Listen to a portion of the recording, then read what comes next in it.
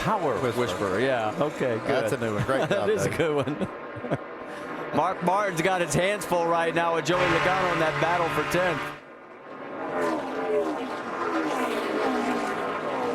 It's side by side for the last couple of laps.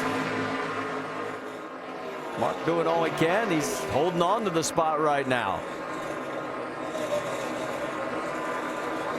Right behind these two, it's Scott Speed and Carl Edwards. And there you see the margin between the top four.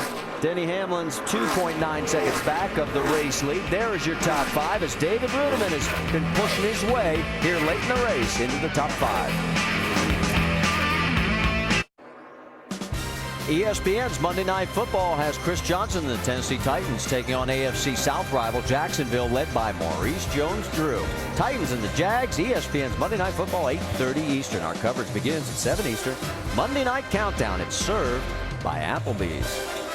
Well, back here at Charlotte Motor Speedway, we've got 66 laps to go, and Kyle Busch is leading Jimmy Johnson by 1.3 seconds. And if you remember, Dale Jarrett said that man right there in third, Jamie McMurray, could spoil the party. Well, let's talk about the non-chasers, and let's go up to speed with the non-chasers. Vince? Well, he won the Daytona 500. He won the Brickyard 400. Can he pull off something here in the chase? He certainly had one of the best cars tonight. He was tight early in this run, and he was concerned about his water temperatures because he had some debris on the front end, but he sucked up into the backside of Jimmy Johnson, cleared the debris, and the car much better now. The 00 of David Ruderman has had a pretty solid run tonight, and this is a guy that's had some success here at Charlotte. He was 10th last week at California, finished 5th here in May on this racetrack. Says everything they gained in 3 and 4, they're losing in turns 1 and 2. If they can get 1 and 2 together, they might have something special. Dave? Martin Truex running in the 9th position. On the last run, he said, hey, this car finally takes off. After Jeff Burton spun on this run, Martin said, hey, the car won't take off anymore, so it's really gone the wrong direction. And he's trying to figure out how they can get it better for the end of the race. Joey Logano is running in the 10th position. He's been battling with Martin earlier, but has fallen back just a little bit wide. That car will not turn in the center of the corner for Joey like it was earlier. Jamie? And Mark Martin running 10th right now. He has been racy all night. They brought a brand new race car here, and they've been working aggressively on getting this set up right. In the last few weeks, they feel like the fruits of their labor are finally showing through. Had a great run last weekend. Right now, though, his car just a little bit tight as he's a little farther back than he's been, Doc. And how about Scott Speed in the 82 car? Here's something you don't ever hear or rarely hear from a driver. Here's a couple of his quotes. Hey, guys, the car is great. 40 laps later, he said, hey, guys, the car is awesome. Love the car. He hasn't complained once tonight, and for good reason. He likes the race car. Guys, you get it?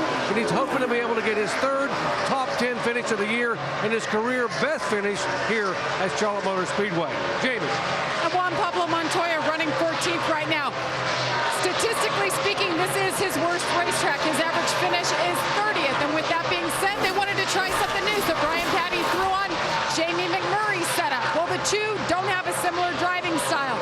But tonight, it's been all right. The car's kind of been all over the map, but it has been better. Snapping, but it's coming around.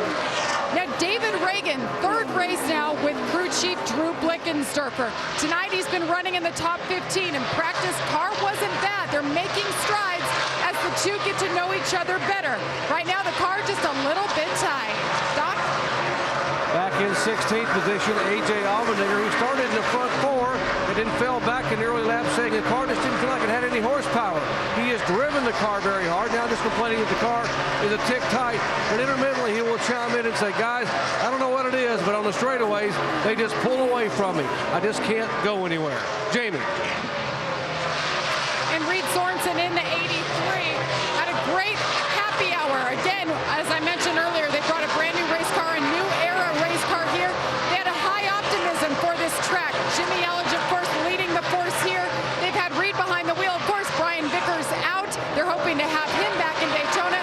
Reed will be in Gateway in the Nationwide Series next week, and they are right now seeking another driver for next weekend. Now, Regan Smith, he's had a consistent night right now, running in the 18th position. Car has been pretty good. They've been off sequence, but been working on the car. Moving forward, it's been a pretty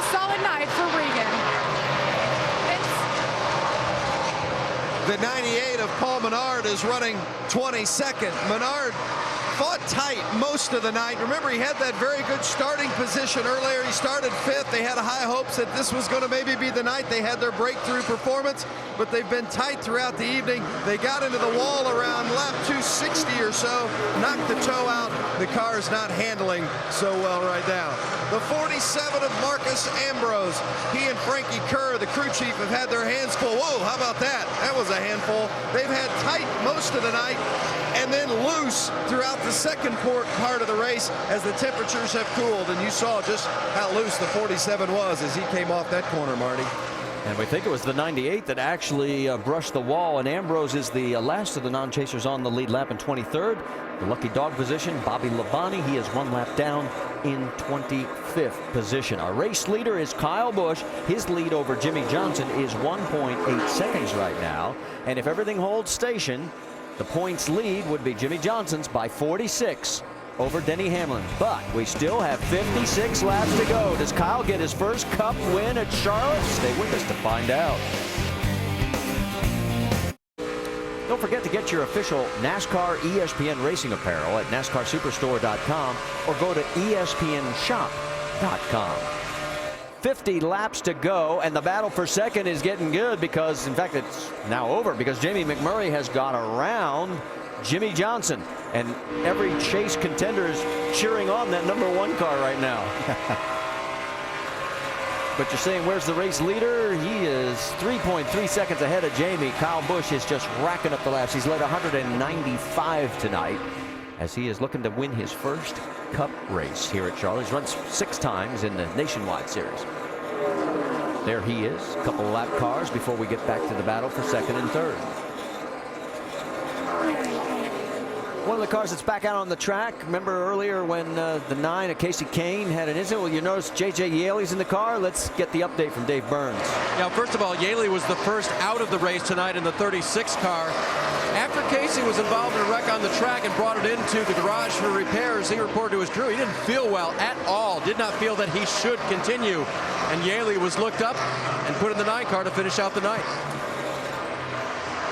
All right, Dave, thank you very much for the update. And 48 laps remaining here right now, and Yaley is in that 9 car is 38th position right now. They are 120 laps down to the race lead. How about the battle for 6? Kevin Harvick and Matt Kenseth, the best battle we have in the top 10 right now. And here comes Kenseth on the high side. Well, we haven't heard a lot from Matt Kenseth tonight, but he's been Matt Kenseth, kind of methodically worked his way up into the top 10. Won here in 2000 in his rookie season. Looks like he's going to take the position away, and does. So move him up to the 6th spot. Of course, he's another one of the victims from last week at Auto Club Speedway. Came home 30th. Ooh, a little wiggle there. Gathered it back up. His best finish in the chase has been 7th, so this would top that performance if he can hold station. And he's pulling away from Kevin. Yeah, Matt's cars just look like it's gotten better and better as these runs have gone on. Doesn't fall off in speed quite as much as some of the others that were running in front of him. He's taking advantage of that. Well, while we saw Matt go around for the pass, I've been watching the lap times, and Jamie McMurray is catching Kyle Busch. Word from pit road, we're hearing maybe the 43 of A.J. Allmendinger might be down a cylinder. He is now in 22nd position, 28 seconds behind the lead. He had been complaining about that engine, so it could be. Vince? A good run for David Ruderman in the 00. He says the car's still a little bit too loose. They took a ½ pound out of the right rear, 4 tires. Dave? And the 56 of Martin Truex on pit road as well. He's been wanting to pit for a while. This car is looser than it was. It has no rear grip. Track bar and wedge adjustment for him was planned. Not sure I saw those wrenches go in, but they pit now. Their last time for the night. 13.4 seconds on that stop. We can also tell you that the 5 of Mark Martin's in, Jamie. That's right, and he had been getting tighter. That seems to be what I'm hearing in my section of pit road. The track is tightening up. 4 tires here, fill it up with Sunoco fuel is the call for the 5-inch. The 31 of Jeff Burton has had his hands full throughout most of the day today, including a little bit of drama when he spun the car. It's a 4-time